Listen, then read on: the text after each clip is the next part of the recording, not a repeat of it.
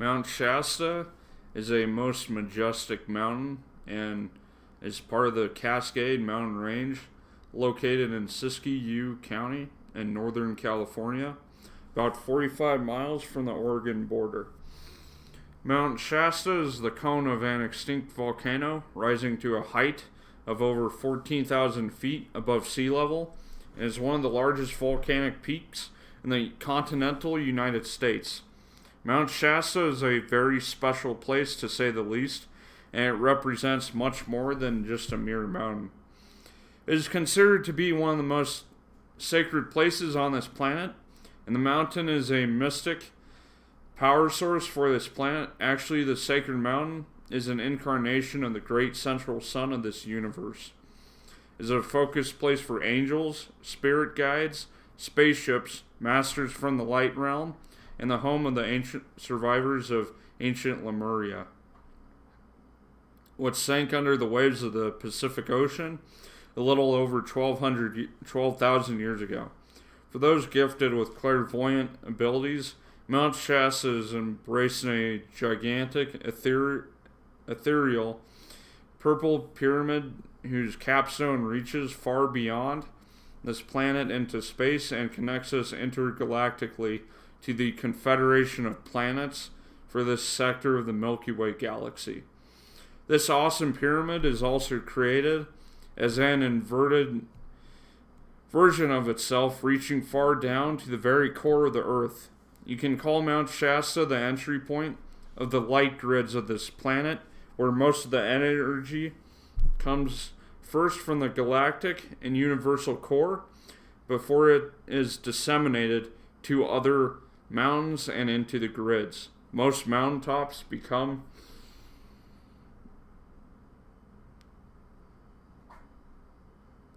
beacons of light, feeding the light grids of this planet. Strange lights and sounds are often seen and or heard on the mountain. Lenticular clouds, shadows, and outstanding sunsets add to the mystical aura of the mountain. Several tunnels stretch far into the interior of this majestic mountain, and it is also the home of the present-day Lemurians, obviously from the continent of Lemuria that sank over 12,000 years ago. Yes, our Lemurian brothers and sisters are real. They are real and physically alive, living in the subterranean city of Telos, underneath sacred Mount Shasta. Prior to the sinking of their continent, fully aware of the eventual destiny of their beloved continent, the ancient Lemurians, using their mastery of energy, crystals, sound, and vibrations, hollowed out a vast underground city with the intention of preserving their culture, their treasures, and their records of ancient Earth's history. History that has long been since the sinking of Atlantis. Lemuria was once a vast continent connected to parts of California, Oregon, Nevada, and Washington. This large continent disappeared overnight into the Pacific Ocean over 12,000 years ago in a vast cataclysm. All inhabitants of the earth of that time considered Lemuria their homeland, and there was much weeping on the earth at the time of its destruction. About 25,000 Lemurians at that time were able to migrate on into the interior of the mountain, most important of their various administration centers prior to the sinking of their motherland. And you who are reading this know in your heart that they have never left. They are still here in physical, immortal bodies, totally unlimited, living a life of pure heaven on earth. They are a wondrous little people, often referred to as the little people of Mount Shasta, and they are also kind of physical, but not quite, and they are very often seen visibly around the mountain. They are third-dimensional beings like humans, but they live on a slightly higher level of the third dimension, such as third and one-half level, and they have the ability to make themselves visible and invisible at will. The reason they are not showing themselves physically to many people is because they have a collective fear of humans. At one time, when they were as physical as we are and could not make themselves invisible at will, humans living at that time viciously attacked them. They became so fearful of humans that they collectively asked the spiritual hierarchy of this planet for the dispensation to be elevated in their frequency so that they could make themselves invisible at will in order to be able to continue their evolution unharmed and in peace. There are also reports of the Bigfoot race of people being seen on some remote areas of Mount Shasta, along with many other mysterious beings. The Bigfoot people are now very few in numbers around the world and around Mount Shasta. They are of average intelligence and possess a peaceful heart. They have also obtained the dispensation to be able to make themselves invisible at will, to be able to avoid confrontation with us, and thus, like the little people, avoid being harmed, mutilated, and used as a slave race. Things have not changed so much on Earth in our days. We have not yet, as a species, understood that we are guests here on this planet. We are the guests of our gracious Mother Earth, who has volunteered to provide a platform of evolution for the many kingdoms she has chosen to be evolving here. Humans are only one of these kingdoms. It is always intended and agreed at the beginning that all kingdoms would be honored and be allowed to share this planet equally, and it was that way for a very long time at the beginning. But for hundreds of thousands of years, humans have taken over, arrogantly thinking that they are the superior race, and they have the right to control and manipulate other kingdoms that appear to be more vulnerable than they. Many of the species of the animal kingdom have also become invisible. They are still here, but at a slightly higher frequency and thus invisible to us. Where do you think all those supposedly extinct species have gone? Many of them are extinct because they have made a collective choice to not interact with us anymore. Those species of the animal kingdom which are still here physically with us are not always loved and honored by humans. Go into your heart and explore how most of the animals are treated, used, and abused by the... Okay, I'm skipping this guy. Today's several spiritual groups, surround the Mount Shasta area. Many truth seekers who have felt and heard in their heart the call of the mountain have moved into this area where they feel they have finally come home. The dim memory of their far distant Lemurian ancestry is calling them back to a former point of origin. On a clear day, Mount Shasta stands as a white jewel and can be seen from at least 1,000 miles away.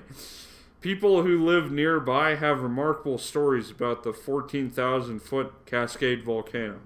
The most remarkable stories are the legends about the mysterious people who live inside the mountain. They are said to be descendants of an ancient society from the lost continent of Lemuria, living deep inside the mountain in round houses and enjoying unlimited health and wealth and true brotherhood. They have preserved their ancient culture. They live underground beneath the mountain and are commonly described as graceful and tall, 7 feet and up, with long flowing hair. They dress in white robes and sandals, but are also seen in very colorful clothing. They are said to have long, slender necks and bodies, which they adorn with beautiful decorative collars made of beads or precious stones, and they have evolved their sixth sense, which enables them to communicate amongst themselves by extrasensory perception. They can also transport and make themselves invisible at will. Their mother tongue is the Lemurian language called Solara Maru. They also speak in impeccable English with a slight British accent.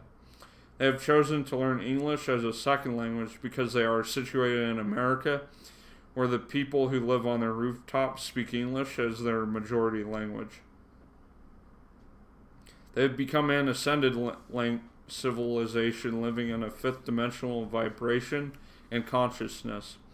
Dr. M. Doriel claimed years ago that he visited the Lemurians inside their mountain, and he said that the space they came into was about 2 miles in height. He wrote that the light inside the mountain was as bright as a summer day because suspended almost in the center of that great cavern of space was a giant glowing mass of light. Another man reported that he fell asleep on Mount Shasta to be awoken by a Lemurian who led him inside the mountain to his cave, which was paved with gold. The Lemurian told the man that there were a series of tunnels left by volcanoes that were under the earth like freeways, a world within a world. The Lemurians supposedly have mastered atomic energy, telepathic and clairvoyant skills, electronics, and science as long as 18,000 years ago. They have technology that makes us, surface dwellers, look as toddlers to them. They control most of their technology with their mind, and back then they knew how to propel boats using crystals, energy radiated from said structure. They had airships and flew them to Atlantis and other places. Today they have a whole fleet of spaceships called the Silver Fleet, with which they come in and out of the mountain and go into space. They also had the ability to make their spaceships invisible and soundless to avoid being detected by the local and national military. Many people report seeing strange lights on the mountain. One explanation is that there are spacecrafts coming and going constantly from a spaceport deep within the mountain. Mount Shasta is not only a home for the Lemurians, but is also an interplanetary and intergalactic multi-dimensional portal. There's a huge etheric city of light above the mountain called the Crystal City of Light, known as the Seven Rays. At some point in our near future, hopefully within the next 12 to 20 years, this wondrous city of light is destined to be lowered into our physical realm and become the first city of light to manifest tangibly on the surface of this planet. And in order for this to happen, the people who live here will have to match this vibration in their consciousness. You can easily visit the mountain area without reading or hearing about the Lemurians, but if you have some former connections with them, you may be blessed with some revelations. Each year, Mount Shasta draws visitors from all over the world, some seeking spiritual enlightenment, others seek to glory in the beauty and natural wonders that Mother Nature has to offer in the unique alpine region. There have been many fascinating myths and legends written about a Northern California giant, and the solitary mountain simply slumbers on, her secrets intact. But ever so often, another mysterious story surfaces, a new cast of characters emerges, and attention is centered once more on the mystic mountain. That's the way it has been for years and probably will always be. Mount Shasta has a tendency to reveal herself only to those who honor life, honor themselves for whom they truly are, honor the earth, and honor all other kingdoms sharing this planet. So here's another story about Mount Shasta. The leading character in the following story is a baffling man by the name of J.C. Brown in the last video, who in 1904 was employed with the Lord Cowdrey Mining Company of London, England. He was hired to prospect for precious metals in this gold-bearing region, and while here, he ran into a section of rock in the face of a cliff, which didn't seem to match the surrounding formation. While examining the curious stone, he noticed it blocked the entrance to what appeared to be a cave. Brown, a geologist, thought the entire scene was unnatural and began to dig out the mouth of the cave, which was full of debris and vegetation. He began to see that it was not a small cave, and after much digging, found himself in a tunnel which curved downward into the mountain. Equipped with lanterns and miners' paraphernalia, he set out to explore. 3 miles from the mouth of the tunnel, I struck a cross section containing gold bearing ore, and farther on, I struck another cross section where an ancient race apparently had mined copper. I believe the other cross section is outcropped on some other part of the mountain, and the decline continued at approximately 11 miles inside the mountain to where he found that he called the village Bletz, where many rooms and chambers were found. The rooms were literally full of mysterious plates, all inscribed neatly, and the walls were lined with tempered copper and hung with shields and wall pieces made of gold. Some of the golden plates he found were engraved with certain drawings and hieroglyphics. Rooms opened into other chambers, one of which happened to have been a place of worship. In addition, there were 13 statues made of copper and gold, and a large sun design from which protruded golden streamers. The way the objects were strewn about, he had the feeling the occupants of the underground village had left on the spur of the moment.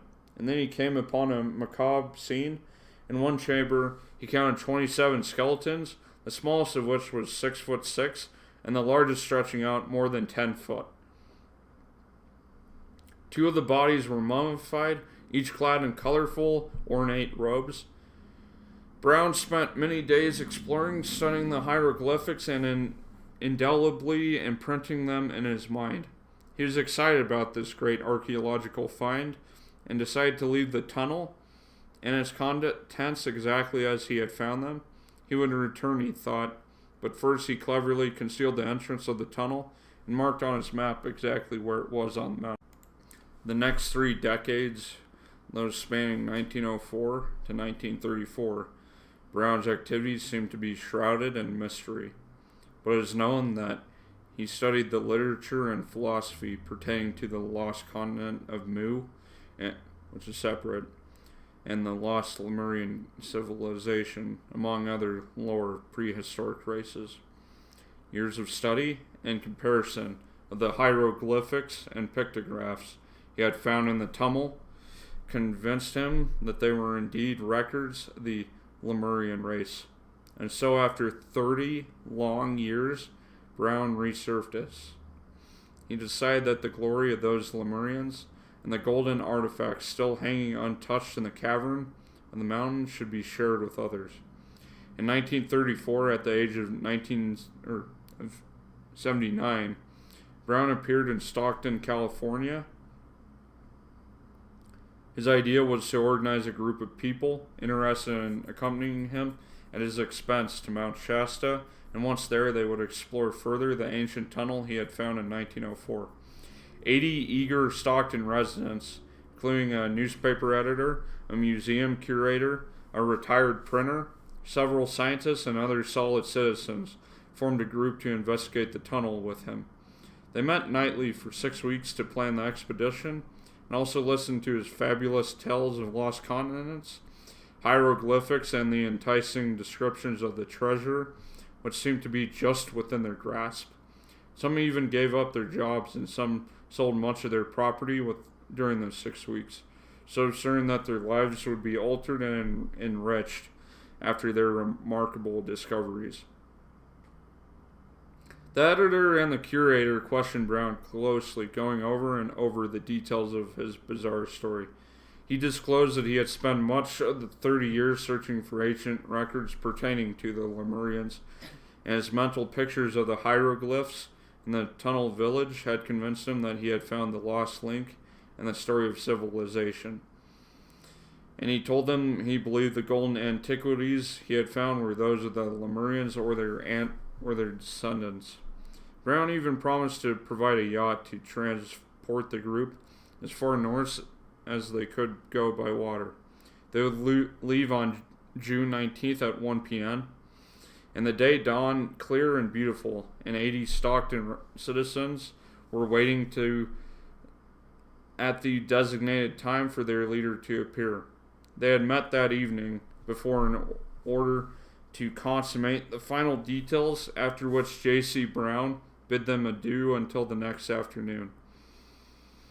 However, Brown was never seen again by any of the group, and what happened to him is anybody's guess. The members of the group feared for his life, as he had previously mentioned that he had once been kidnapped by people who do not want this information out, and that he had barely escaped with his life. They called in the Stockton police, but no trace of the man was found, and he had completely disappeared.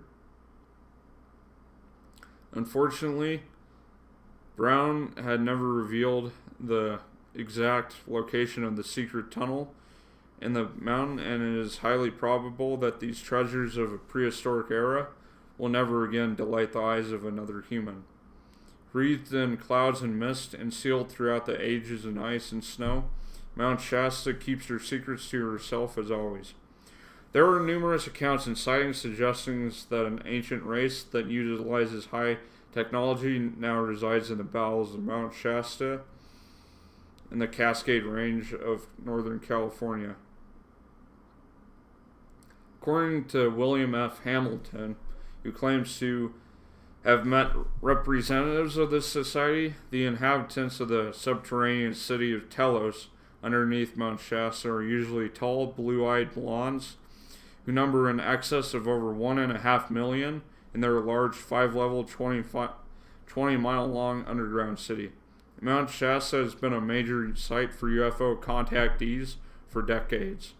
These accounts are so well known that many of the travel guides to the Shasta area mention the legends of the ancient people who are said to dwell within this ancient volcanic peak. I ran across some fascinating people in the course of my investigations, said Mr. Hamilton, who tell me many unusual stories. While on the trail for the reports of UFO base locations, I met a young, very pretty blonde girl with almond-shaped eyes and a small, perfect teeth, whose name is Bonnie. She told me an incredible story and has related a volume of interesting information. Bonnie is sincere, cheerful, and rational. She says she was born in 1951 in a city called Telos that was built inside an artificial dome-shaped cavern in the earth a mile or so beneath Mount Shasta. Bonnie, her mother, Rana Moo, her father, Ra Moo, her sister, Judy, her cousins, Lore and Matox, live and move in our society, returning frequently to Telos for rest and recuperation. Bonnie relates that her people use boring machines to bore tunnels in the earth, and these boring machines heat the rock to incandescence and then vitrify it, thus eliminating the need for beams and support. A tube transit tunnel is used to connect the cities that exist in various subterranean regions in our hemisphere. The tube trains are propelled by electromagnetic impulses up to speeds of 2,500 miles per hour, and one tube connects within one of their cities in the Mato Grosso jungle of Brazil.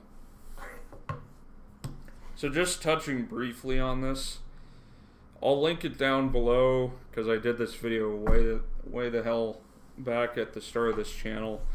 But this subterranean system of tunnels sounds weirdly familiar to the underground reptilian base of the Dulce base in New Mexico. So I thought it's just an interesting point that they link together like that these stories overlap some. But who knows? They grow food hydroponically under full spectrum lighting at their gardens attended by automatons. The food and resources of Telos are distributed in plenty to the 1.5 million population that thrives on a no-money economy. I met Bonnie's cousin Matox, who, like her, is a strict vegetarian and holds the same attitudes concerning the motives of the U.S. government. Your government is constantly guarding against unusual discovery, he said, and the Lemurians' advanced awareness and technology assist them to remain vigilant and unnoticed. Science fiction, you might ask? Bonnie is a real person. Many have met her. Is she perpetrating a hoax, and for what motive? She does not seek publicity, and I had a devil of a time getting her to meetings and to talk with others. but she has done so. There's been little variation in her stories and her answers in the past 3 years. She's given me excellent technical insight on the construction of a crystal-powered generator that extracts ambient energy. And her father, Ramu, is 300 years old and a member of the ruling council of Telos. Many tunnels are unsafe and closed off. All tube transit tunnels are protected and are designed to eject uninvited guests. Does Bonnie have the answers that we are looking for? I don't know. Bonnie says she would like to satisfy our needs for proof and will work with me on a satisfactory answer to that problem, but she is unconcerned with whether people believe her or not. Bonnie is humorous, easygoing, and well-poised, yet sometimes she becomes brooding and mysterious. When Bill Hamilton asked Bonnie to elaborate about the power sources which her people utilize to propel the so-called flying crafts, she replied, "A lot of it is crystal generated, particularly the atmospheric vehicles. An ion mercury engine drives the planet-to-planet vehicles. Spaceships can reach speeds way beyond light. They can enter hyperspace, which means you generate into the fourth dimension. And this is controlled by an onboard computer that takes you into and out of hyperspace. I know this is a simplification. When you are on a ship going into hyperspace, you will hear this vibration and a loud screaming sound. When you enter, then you will hear nothing." Bonnie speaks about her home, Telos, a city built a mile or so beneath Mount Shasta. The city was constructed just prior to the termination of the Lemurian continent. When the scientists and priests of Lemuria realized their continent was about to sink, they petitioned a group called the Agartha Network, which controlled all the subterranean cities, and they asked permission to build their own city underneath Mount Shasta. There was an original set of caves there, and we chose to enlarge these caverns to make them bigger and more livable, and there are now 1.5 million of us living here, of the 25,000 that came before. This has been your host, Luke. I hope you enjoyed this. This has been part 2 of my 2-part series on the Lemurians and their home of Telos within the confines of Mount Shasta. Please like, comment, and subscribe. And for more of this, follow us on Twitter at LNJ Chillin' with Grays. Have a great night, guys. Peace out.